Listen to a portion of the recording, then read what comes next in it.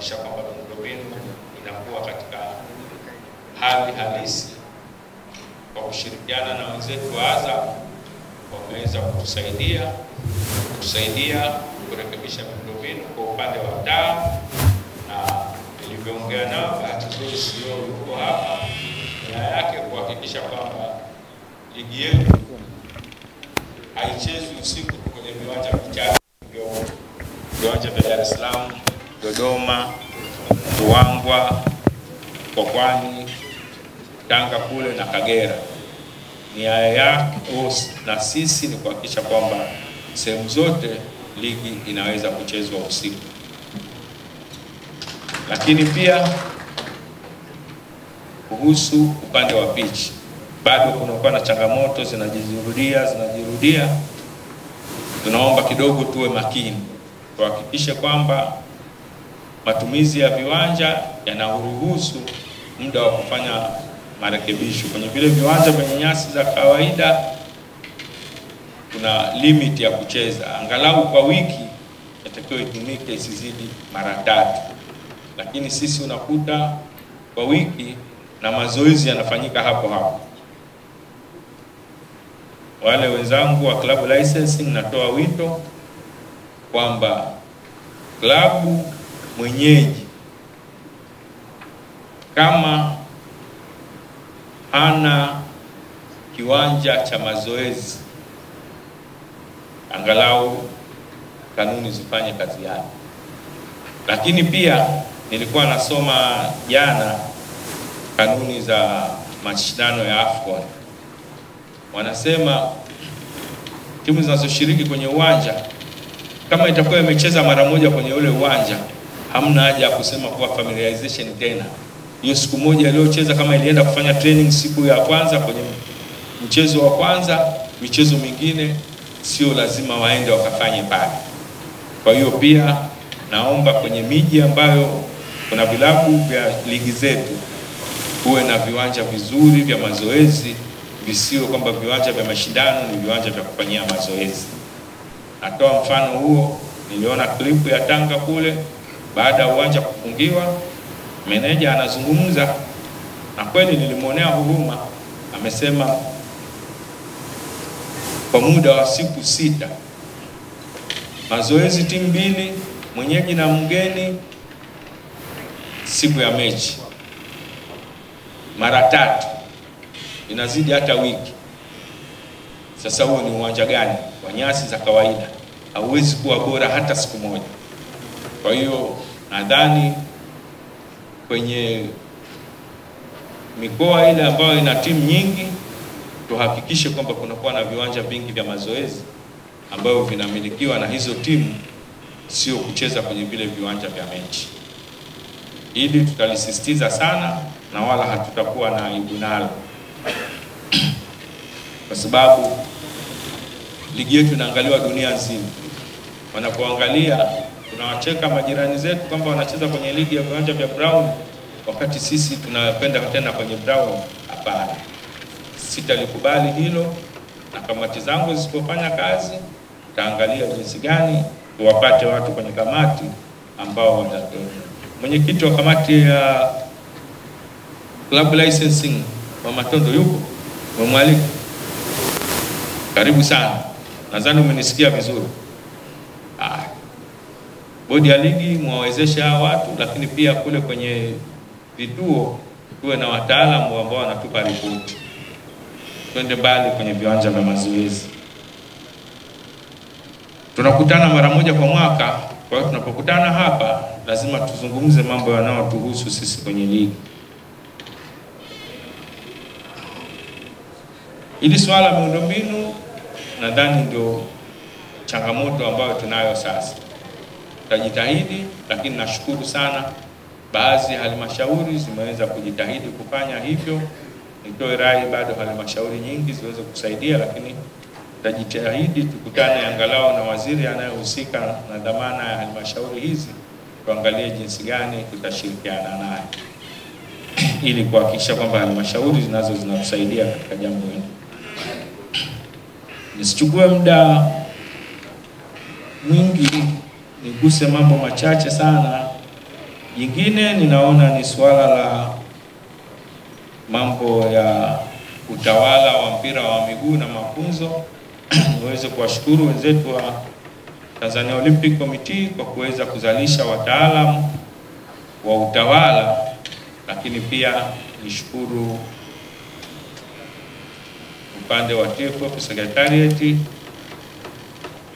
kwa mkurugenzi wa ufundi ambaye sasa hivi ndio kaimu katibu wetu mkuu, kwa kuweza kuzalisha wataalamu wengi kwa level tofauti za kuweza kufundisha mpira wetu na kusimamia kwamba vilabu viwe na wataalamu kwa kila ngazi. Lakini pia nimemwona mwenyekiti wa kamati ya tiba huko hapa, karibu sana mwenyekiti wa kamati ya tiba. Naomba tengeneze mwongozo wa technical bench, linatakiwa liwe na watu wangapi wa medical kugusa nyanja zote. Nazungumza hivi ni jambo serious sana. Wachezaji wetu wengi wanakatisha muda wao, maisha yao kwenye mpira kwa ajili ya kutopata tiba mahususi wanapopata matatizo, ingawa nyingine zinasababishwa pia na viwanja ambavyo wanafanya mazoezi na viwanja wanavyochezea mechi. Hayo yote yatakiwa tushirikiane kwa pamoja kuhakikisha kwamba tunafanya, yanatugharimu sana. Kwa hiyo tusione kwamba ni jambo tu lazungumzwa, lakini madaktari muwe wa kweli. Vijana wanapoumia, kwa kusema kweli, kaumia apumzike, sio apigwe sindano endelee kucheza na mmaliza kabisa. Lakini pia na udanganyifu mwingi huo udanganyifu angalau nimeuhisi na nimeufuatilia. Naomba kidogo kamati yako iwe madhubuti kuweza kulisimamia hili, kwa sababu huko kwenye vilabu tusipokuwa na msingi mzuri, hatakuwa na timu ya taifa bora, tutakuwa na wachezaji ambao hawako katika utaratibu mzuri na wanapotea, hata kama alikuwa na kipaji cha hali ya juu, lakini unakuta kinapotea. Na changamoto nyingine, kaimu, au nisitumie kaimu, niseme yule ambaye atachaguliwa leo aweze kutusaidia tuwe na vikao mara kwa mara vya kuangalia mazingira yetu tunaocheza ligi, kwa vitu hivi ambavyo tunaviona sio vya muhimu, lakini muhimu sana. Kwa hiyo nitoe wito huo kuhakikisha kwamba tunavizungumzia, na wale wote wenye viti wa kamati na kamati zao zinazohusika ya hayo mambo waweze kutengeneza guideline ambazo zitatusaidia sisi kuweza kuzifanyia kazi na kuweza kuboresha uendeshaji wetu wa ligi hiyo katika utaratibu mzuri, kwa sababu najua huyo atakayekuja tutakushirikiana naye kuweza kuwa na vikao mbalimbali, sio tunakutana mara moja kwa mwaka, kuhakikisha kwamba angalau tunakuwa na vikao vya kutathmini na kuangalia mambo mbalimbali, sio tunasubiri tu vikao vya kutengeneza kanuni za ligi kuu na kukutana hapa kuchaguana. Ndugu zangu, leo licha ya kuwa mkutano wa baraza, lakini ni siku ya uchaguzi wa kupata viongozi wa bodi ya ligi Tanzania.